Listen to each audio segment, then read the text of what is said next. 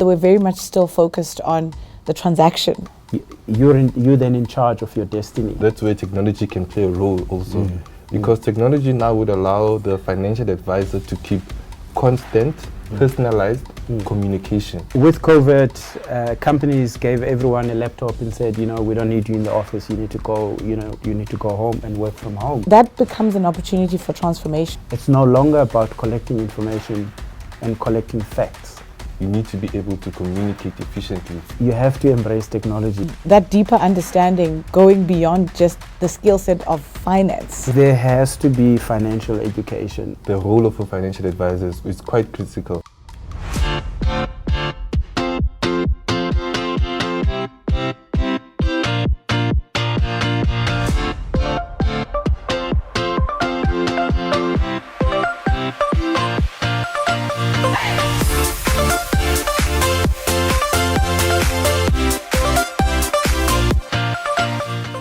Hello and welcome to another episode of The Cutting Edge.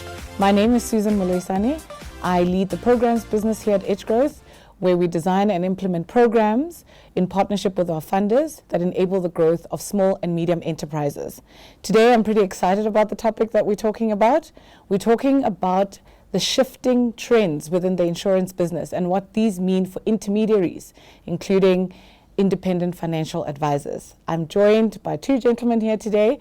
I've got Xolani Nxanga and Tokollo Mahapa with me. And gentlemen, welcome. Thank you. Let me start by just asking each of you to introduce yourselves and to just give me a sense of your contribution to the industry. I'm Xolani Nxanga. I am with Guardrisk, the leading sole captive insurer in South Africa. I look after the Microinsurance division. It's a division which started in 2020. The main idea is to really contribute in the transformation of the industry, finding ways and finding a vehicle for people to participate in this industry. I also look after our InsureTech fund, which is really Guardrisk's way of finding technologies that can assist us, but also help our clients navigate this, ever-evolving insurance landscape, whether it's new products or way of servicing customers or just bringing about efficiencies in the businesses. So I'm quite excited to be here today to talk about, intermediaries and how they can actually, grow from being intermediaries to owning a cell, to owning their insurance license, because in my view, that's how we're going to transform the industry. Absolutely. Thank you, Xolani. Thanks. Tokollo. Yes, I'm Tokollo, and I work for Sytra Consulting as a management consulting. So as a management consulting, we focus mostly on financial advisors and helping them build sustainable long-term businesses. And we do that through multiple ways. One of the ways which I think what makes me excited about this episode is technology. So we help financial advisors review their systems that they are using, introduce new systems to their business, help them implement them in their businesses with their team. And we help the financial advisors also implement structures in their team. We just help advisors grow their businesses whichever way we can. Okay. And I've been in the industry, I've been with Sytra Consulting for a year, started in 2025. And then before that, I was with Ellen Clay for 9 years, working as a business development manager. So working very closely with financial advisors. So my working career has been working with them, and I really enjoy working with them because I'm very passionate about entrepreneurship. Okay. That's awesome. Both of you mentioned technology, and because part of this conversation is really talking about the evolution of the industry and what we're seeing as some of the trends now and going forward, I just wanted to maybe start the conversation off by getting each of your insights into these trends. What are you seeing? So how we came about with the fund, which we call Launchpad at Guardrisk, we were really looking at some of the shifts that are happening, first of all, just in customer engagement. I call it the gift of COVID. With COVID, companies gave everyone a laptop and said, you know, we don't need you in the office. You need to go, you know, you need to go home and work from home.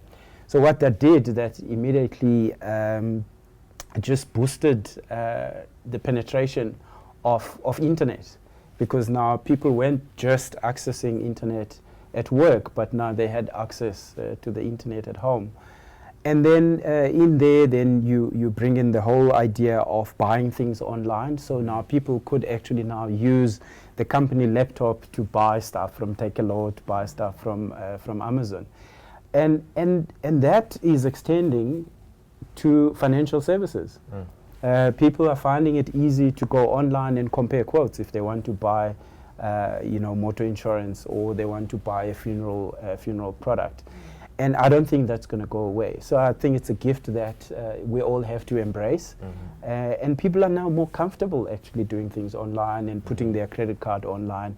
I find myself putting my credit card details on sites that previously I probably would have thought twice.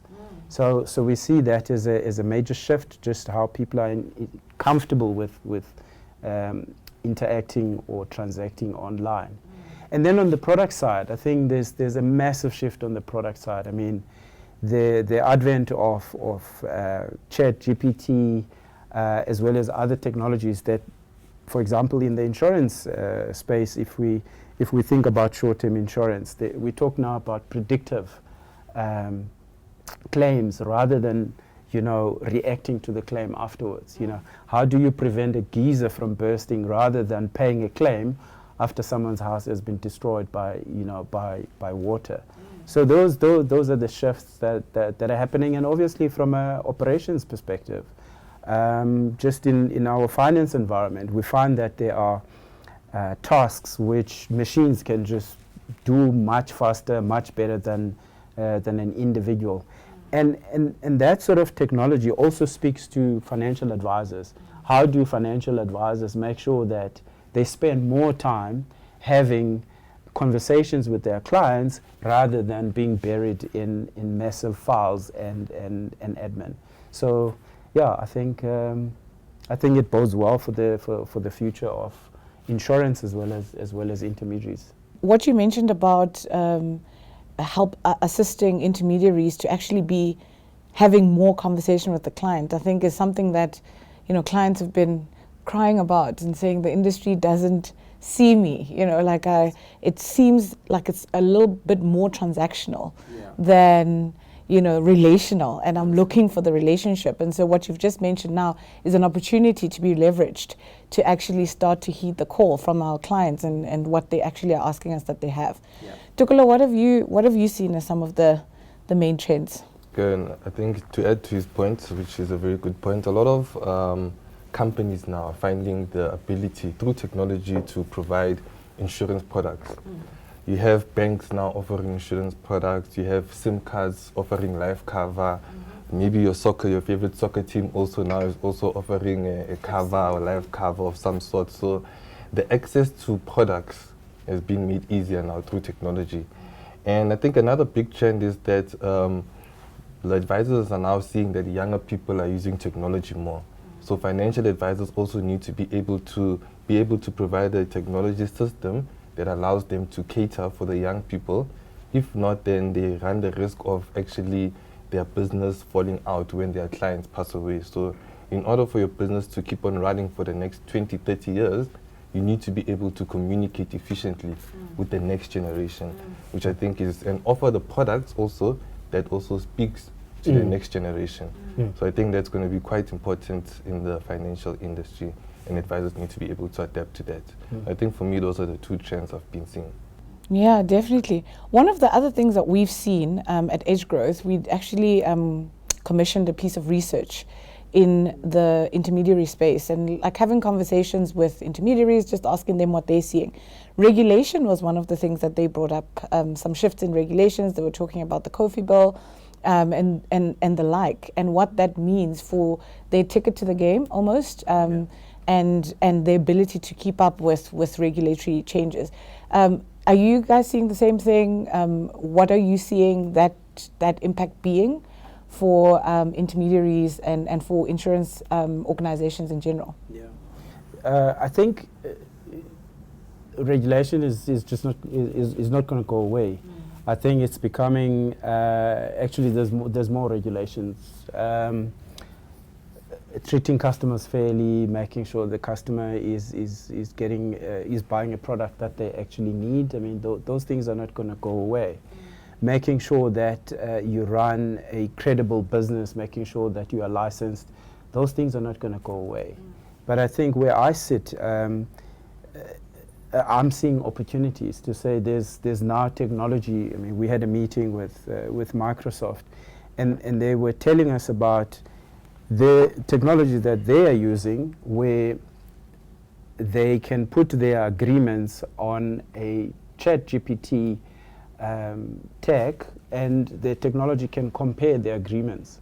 Now, if I was an advisor, I'd be saying, well, that's actually what I do as an advisor as well. I have to get comparative quotes from different insurers. How can I use that same technology to spend less time looking at the differences between the quotes, so that I can quickly tell my client this is the difference between what this company is offering and that one, and then again spend more time asking more questions from the client about what other needs there are. So technology is not going to, legislation is not going to go away, but I think there are tools now that intermediaries and insurers can use to actually make the client experience even much better. Yeah. And do you feel like regulation is keeping up with the trends that we're talking about? And what do you see as some of the shifts that probably need to be made to keep up with what's happening, like on the ground, from a regulatory perspective? Interesting question. I think regulation, before the industry was kind of not regulated, it was do as you please and look after the customer when you can. Whereas regulation now puts the onus on the advisor to make sure you keep up with the client. So I think actually regulation helps the advisor if you look at it from a different perspective and see what is the regulation trying to actually make me do. Treating your clients fairly, I think, is a great also regulation that recently came up over the past 5 years. And I think a lot of advisors would say that keeping up with the regulation at the same time puts a lot of admin duty on them and their team. But I think now through technology and implementing technology in your firm, I think that can actually help you do that less, spend less time doing compliance. The technology can do that for you, or the technology can actually tell you, hey, something is coming up, so you can prepare for it. So I think technology can actually help the advisors with the legislation. And I think government is in the right path, I think, in terms of implementing regulation. So I think that regulation is always going to be lagging behind technology. I think if you just think about how long it takes to put a particular bill and get it passed into law. We've been talking about coffee now for years. So technology is always going to be ahead of the game. What is positive is that our regulator recognizes that, and they do provide what they call a sandbox. So if you come up with an idea that you would like to try out, but the current regulation is not allowing you to do so, they have got a leeway to help you actually try something out, test something out. So I think that's a positive step from their side. Absolutely. And talking about intermediaries and what all of this means for them, what do you see as things that they need to be doing differently in the advent of all of these trends coming online? You've already started to touch on it a little bit, so I just wanted to get a little bit deeper into the conversation around the so what for an intermediary in this changing and evolving landscape. I would say, I think first of all, you have to embrace technology. I think the advantages far outweigh, the disadvantages. There's obviously the cost element to it, but I think the cost is also coming down. I think there's now more opportunity to understand the customer better. Customers are willing to share information, whether it's, their Instagram handle or their social media footprint, people are prepared to share that information. I think it's really now up to the advisor to take that seriously and really understand what are the needs. It's no longer a case now of saying, I've got a product, let's negotiate the price. But it should be about what really matters to you, as a client. I mean, in the olden days, we spoke about the life stage, but it's not something that we really paid attention to it. But I think the time is ripe now to do those things, because technology is going to take the admin away, and now we can spend more time having those conversations with the client to say, what is it that you need, so that we can provide the appropriate product. Yeah, I think I like that point, and I think I'll touch on that point in the sense of advisors now need to become more human with their clients and go on a more deeper level with their clients. And I think a little bit of psychology will help. So a financial advisor now needs to be like a financial psychologist in a client's life. And I think that's where technology will not take away the financial advisor's job. Becoming more human, becoming more vulnerable with your client. There's a program that I did which was the behavioral coaching, and there's a whole new coaching aspect now that is developing for financial advisors. To be like, you can't just go to a client and give them stats and facts and products. Yes. They can do that online. Now you have to go to a client and ask deeper, more serious questions. What's your relationship with money? Yes. How are your kids' relationship with money? Yes. So that's all kind of like behavioral coaching, which advisors now I think need to tap into even more. And I think a second element that I would also say is that financial advisors who are not as tech savvy, I think technology coming into their business, employ younger people in your business. As you know, South Africa has a massive unemployment rate. So I think if an advisor is not really comfortable, it's an opportunity to bring that young person in the business. He will or she will help you understand the technology and get to know the younger people. So I think for me, those are the two key ways financial advisors should now adapt. I really love that IFA as a coach concept. It's actually something that is coming up more and more as we strengthen the relationship between the intermediary and the client. It is going beyond a transaction where you're putting a product on the table that fits a particular need expressed by the client that could also not be the complete need. So that deeper understanding, going beyond just the skill set of finance, is an interesting one in terms of the evolution of the role of the intermediary in the life of their client. So I'm just really thinking about some of the barriers then to growth for our intermediaries. So we've got intermediaries at different, I'll call them life stages, to borrow from the term you used earlier. And everything from I'm tired and I'm writing for one particular insurer, to I'm spreading my wings, I'm going out there and I'm, kind of writing for multiple insurers. Where do we see some of the barriers for growth for our intermediaries? So, I mean, if we take, let's say, an established intermediary, the question is always, okay, so what's the next step? And traditionally, people will grow this business and then they'll pass it on to their kids if their kids are interested. That's kind of like been the trend. But I think there's a big opportunity, and that's what we do at Guardrisk, which is giving people access to an insurance license. Because if you think about it, if you've got a big base of clients that you're servicing for years, and now there's all these other different needs that you want to address, it's not very easy to tell an insurance company, hey, come up with this other product, because they've got other priorities. Whereas with a cell captive, you're then in charge of your destiny. You are renting a license from us, but we give you all the liberty to come up with new ideas and new products based on what you are seeing from your clients. So what we are doing, therefore, is to remove the barriers to access an insurance license. Because the alternative is to go directly to the regulator and get a license. And that has got its own challenges from a capital perspective to employing actuaries. The costs are just prohibitive. Yeah. Yeah. I think I'll touch from the cost side. I think a lot of barriers is the cost.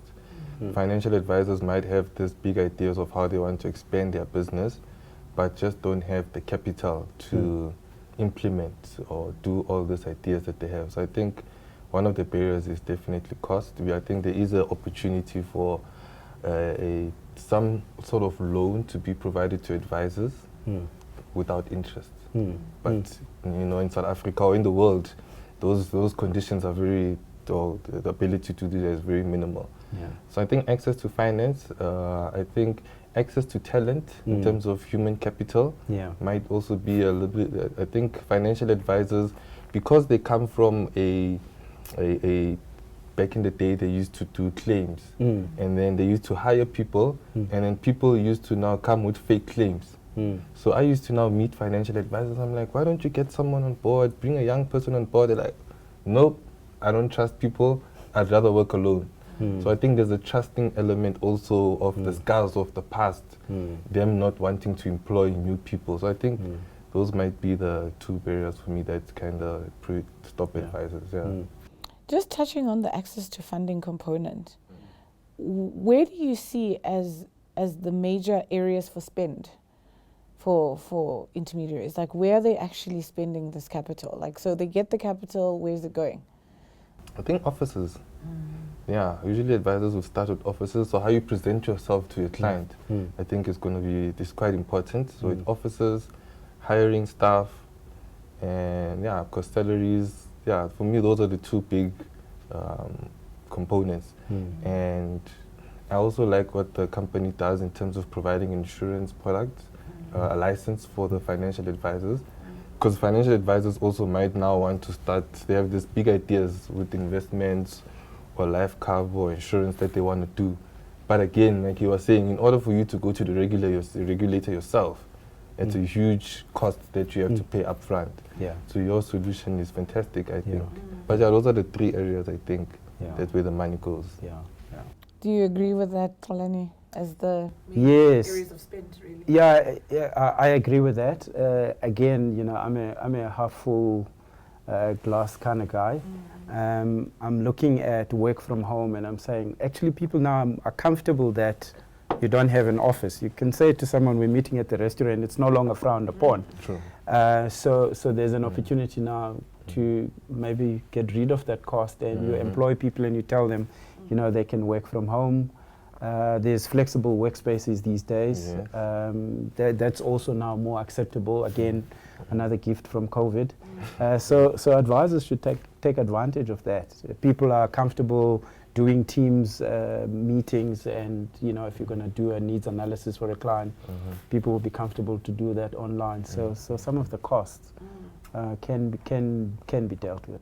I agree. You know, some of the perceptions are shifting, and I mean, COVID was one of the gifts, like you said, Xolani, that assisted with this. I was reflecting on my relationship with my financial advisor as you were talking, and I see him once a year. The rest of the time, it's Teams, it's virtual, and even when I do see him, it's in a flexible working space. So it's definitely something that's become much more acceptable. And honestly, I can't ever see having to swap him out because he doesn't have an office building. But so I think it says something about changing consumer behaviors and changing perspectives in terms of what is acceptable and not, and therefore where you want to prioritize spend and effort as an intermediary.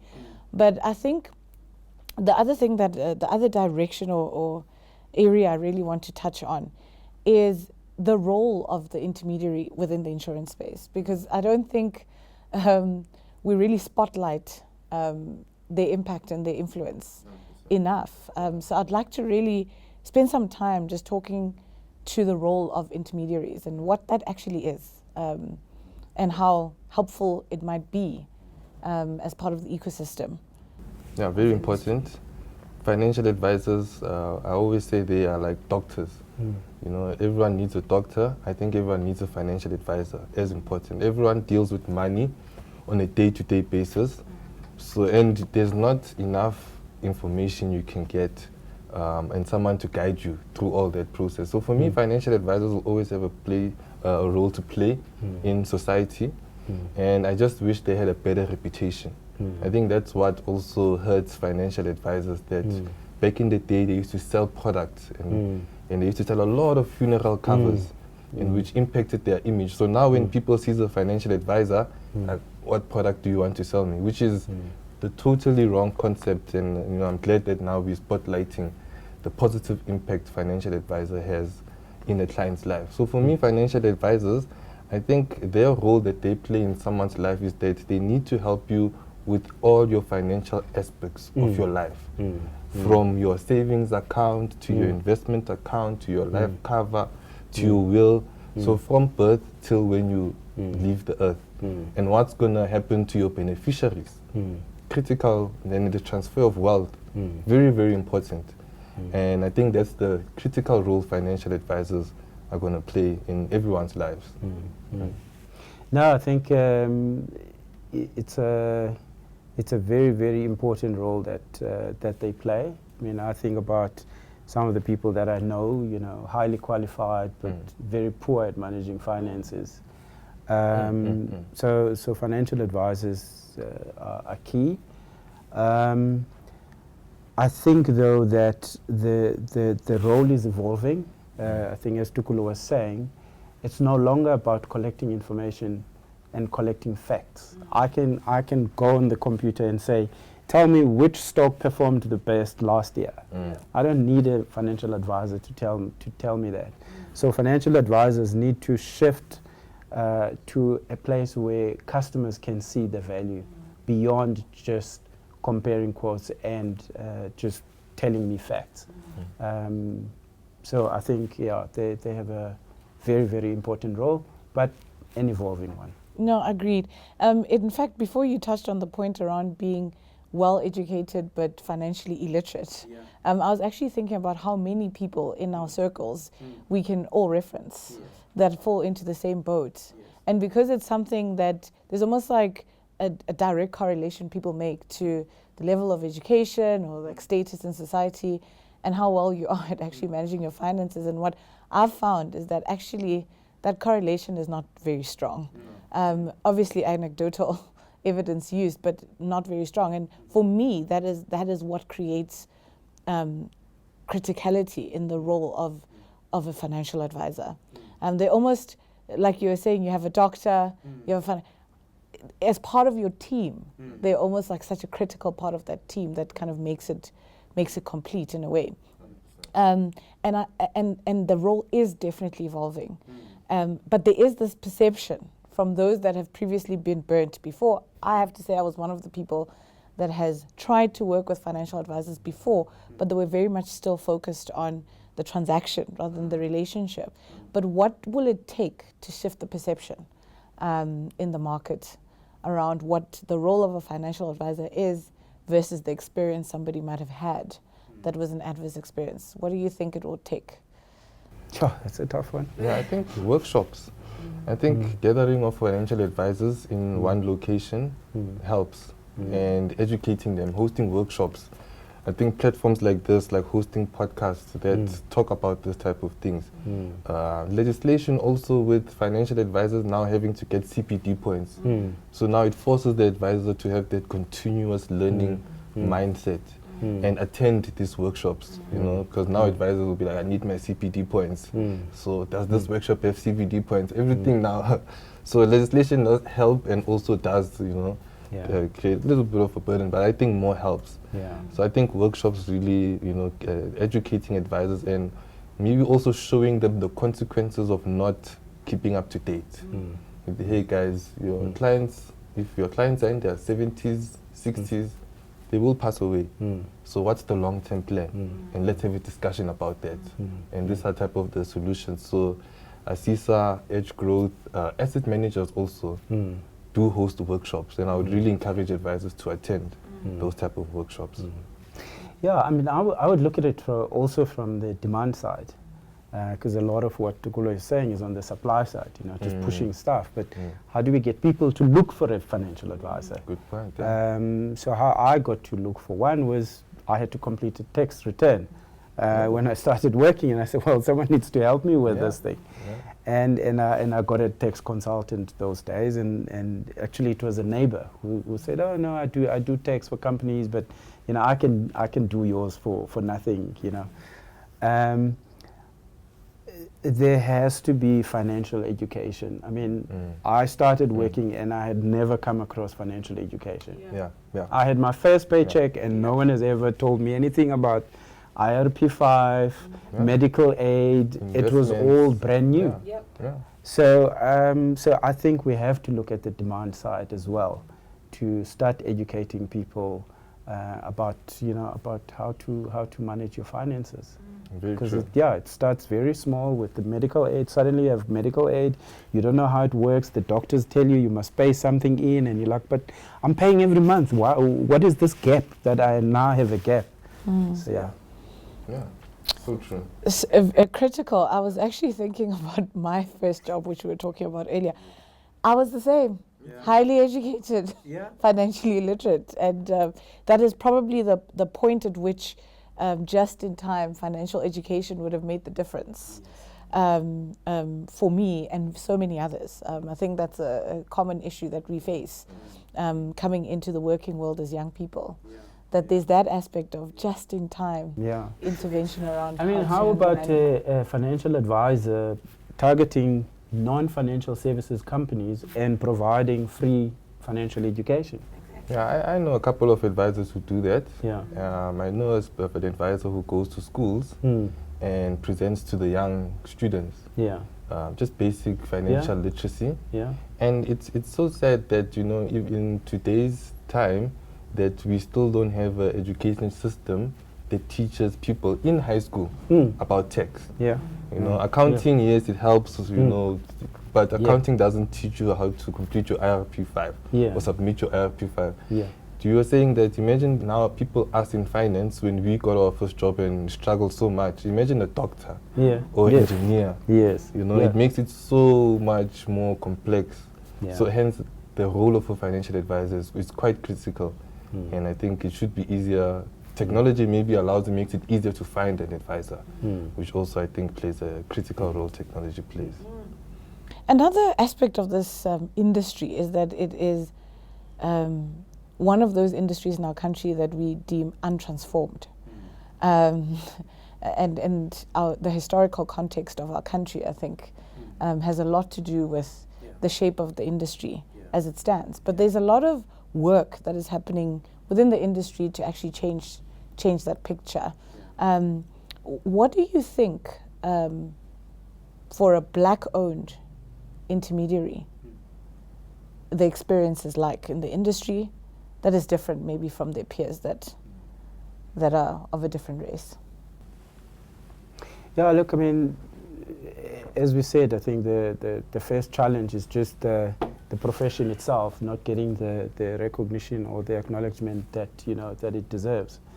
I mean, I can tell you, I landed up in insurance by chance. My perception or what symbolized insurance as I was growing up was the guy that collected premium from door to door, and that didn't look like a sexy career to follow. And so insurance as an industry or as a profession is not something when I grew up was something sexy. And I would suspect that financial advisors, black financial advisors, would probably face that challenge in their communities trying to get clients, that people don't really acknowledge the role that they play, that they are like a doctor, that it is someone that can actually help you with your finances. So that's the one. It's changing that perception and actually just showing value. I suppose people running around and just selling a funeral policy and making a commission out of that doesn't really give a full picture of what a financial advisor can do talking about tax, talking about wills, talking about your winding your estate. Yeah. People don't know that stuff, you know, they're just not exposed to it. So I think the financial advisors themselves are going to have to play a role in really getting people to understand what what a financial advisor does. Then if we then talk about progressing within the insurance industry, like I said, I mean, if we think we're going to transform the industry through a BE deal of Momentum or Santam or Old Mutual, okay, so those deals have been done, but let's talk about real transformation where people actually create wealth out of insurance. Okay, not just earning commission. And it hurts me because my father-in-law was actually a broker all his life. And when he passed away, he left nothing because he just earned a commission.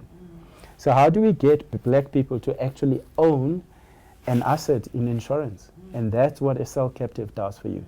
It gives you the opportunity because you will own those clients. Those clients belong to you. When you pass away tomorrow, your children have got an asset which they can either sell to Guardrisk or they can sell to Susan and say, I built this base of clients, or my father built this base of clients. We're not interested in insurance, but this asset has got value, and that asset can be sold. Yeah. So that's really my dream when it comes to transforming the industry, is meaningful and real wealth creation, not just commissions. Yeah.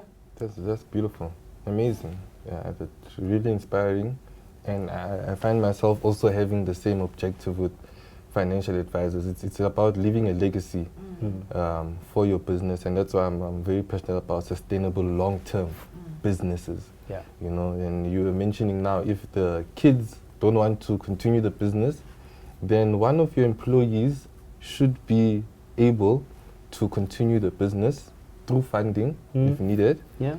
And then your kids can be shareholders, silent partners, so that again, long-term legacy. Yeah. And I think the service you provide is amazing. And I guess with the advisors, black advisors, and the struggles that they face, I've once heard a story from a financial advisor saying that trust is quite tricky in the space that they are in, and I think because of our past also and how sometimes we perceive white advisors. A white advisor would say something to you, you would believe it, but a black advisor, you don't actually believe it, or you would take him lightly. And then some advisors even told me that we gave the same information, but the client went with the white advisor, which is quite tricky. And I think that's more of a mindset thing that we maybe need to recover from in South Africa, because democracy, I think, is still young. 32, 31 years old, adult. But yeah, I think those are some of the changes that will come over with time, or that will change with time. So yeah, financial advisors, I think the trust component, they struggle getting that trust from clients. Yeah. Also again, from the history of people just knocking on your door, trying to sell you a product. Yes. And then the worst part is that they sell you a product and then they won't see you after 5-10 years. And I think now that's where technology can play a role also. Because technology now would allow the financial advisor to keep constant, personalized communication with the client without now having the burden of, I have to pour petrol and go see the client. Yeah. So technology does definitely help with that and transforming. I think another way we need to transform the industry is, I think employment is going to be quite critical, and educating people and encouraging young people to join the financial industry. I think the big corporates are doing a good job at employing young people, young black people, and giving them senior positions, CEO roles in these big companies. So I think we are heading in the right direction, because that CEO now might want to start his own asset management, create a legacy now for his family. So even the big companies or companies that are owned by white people, they do play a positive impact also in employing young people and giving them that education. I think that can help also with that, but I think we still have a far way to go, but definitely achievable. No, absolutely. So at Edge Growth, we've run more than 40 intermediary programs, since 2013, so over 10 years plus. And one of the things we find is that as intermediaries try to step out and set up their own practices, they're great at selling and building a book. The book churns because of some of the issues we've talked about around the relational aspect versus the transactional aspect. But similar to what you're saying, the legacy component of actually establishing an organization that will live far beyond you is an aspect that we found is lacking as well. And so some of the work that we do on our programs is to try and transition you from a great salesperson or a couple of salespeople into a business owner, building a legacy that you can actually hand over to the next generation. And as that journey unfolds, it starts at the very beginning, I think, with the mindset shift from being the sales guy to being the business owner. It's a completely different mindset shift that you want. And then it's like around how do you then set up a practice, like regulation, ticket to the game. And then after regulation, it's then establishing processes and systems that will actually make your life much easier while affording you the opportunity to build a relationship. Some of the things that we've seen, where you were saying, as you retire, you want to hand over the business to your kids or somebody else who can, is that becomes an opportunity for transformation, where we've got older white-owned practices where the owners are saying, actually, my kids are not interested. I'm open to an acquisition by anyone, really. And we're starting to see that become a way of being able to transform the industry in a meaningful way, that these are sizable practices that are being taken over by really competent black people as an avenue of like building legacy.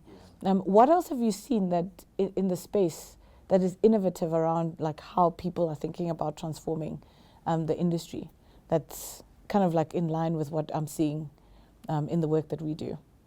Look, it's not cheap to buy a book of business. So the financing is not that cheap. So I think people are exploring, for example, opportunities where you become an underwriting manager. For example, that's what I've seen in our industry. There's this sudden growth of the number of UMAs in the market. But I think, Susan, I always say that the business fundamentals will always be there, regardless of the color of your skin. If we're talking about a sustainable business, it should be sustainable regardless of the color of the skin. So I think we really have to pay attention to what are the needs, what are the problems that are not being solved either by the current providers, so the incumbent insurance companies, the current UMAs, or other advisors. What are the other advisors doing that the customers are looking for but no one is paying attention? So I want to bring it back to entrepreneurship. I think we should look at advisors not as advisors but as entrepreneurs. I think that should be the mindset.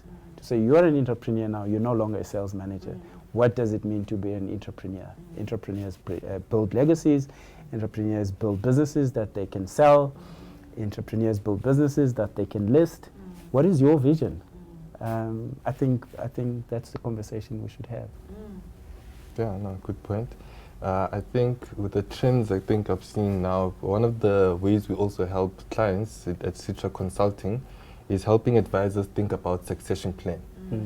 Because right now in the financial industry, I'm seeing a trend where the big corporates are kind of consolidating the small brokerages and offering them, for example, revenue X2 and I'll buy your book. Because they're big and they have the money, there is that now consolidation happening slowly but surely. And I understand why the big corporates are doing that is because the new players in the industry, they are so tech savvy that now they have to come with clients. But now the big guys, the big insurance companies have all the clients. So that's their way of kind of mitigating that risk of losing market share. So that's one thing I'm seeing there. So advisors now are getting offers from these big asset managers or insurance companies saying, hey, let's buy your book. And Yeah. I think advisors need to be smart in terms of how they analyze those things, Yeah. because there's always options Yes. in terms Absolutely. of, hey, what are you guys going to do with my staff? Yes. Yeah. Can I give someone in my staff or my family member some shares? Yeah. So those are the type of conversations Yeah. that advisors, I think, or questions Yeah. that I think they need to ask, and I think that's where we can help them. Yeah. And technology also helps with Yeah, that, yeah. analyzing, comparing offers. Yeah. But now some advisors won't think about, let me upload this offer to ChatGPT Yeah. Yeah. and compare which one is Yeah. better. Yeah. So I think succession is quite a critical role right now in financial advisors' lives. Mm. And as we bring the conversation to a close, I want to ask both of you an interesting question. What is the one thing you would love to see that you're not seeing in the industry going forward? Specifically for the role I play at Guardrisk, I mean, the legacy that I would love to leave behind is a black entrepreneur running an insurance company, which maybe they started as an advisor, and becoming a force to be reckoned with in the insurance industry in South Africa. We've had some false starts with black-owned insurance companies, but I think that would be something great to leave behind. Amazing. Yeah. You, Tokollo? I think for me, I would like to see financial advisors focus more on the younger generation. You know, schools. You know, like that one advisor I told you, she goes to schools and presents. That's one out of 1,000 advisors that I know. So I think there is a really big knowledge gap in primary school, high school, university. You get your tax courses and things like that. But I would like to see that, because that will help now with educating and keeping clients up to date with their financial life when they get into adulthood. And I do understand why financial advisors don't focus on that, because there might not be a monetary value in the short term. But for me, I would like them to think more long term and focus on those type of clients. I think it will work better in the future if they do that. And lastly, I would say advisors shouldn't be scared of technology. Embrace it. It will make your life more easier. So I don't think there should be a fear in that. So in them embracing it more would make me much more happier also with that. Agreed. I was going to say final thoughts for me would be to start early. I know I would have definitely benefited from it, and I think the conversation we had today highlighted that both you gentlemen would have too. So thank you so much for joining me on The Cutting Edge, and I wish both of you all of the best. Thank you. Thank you.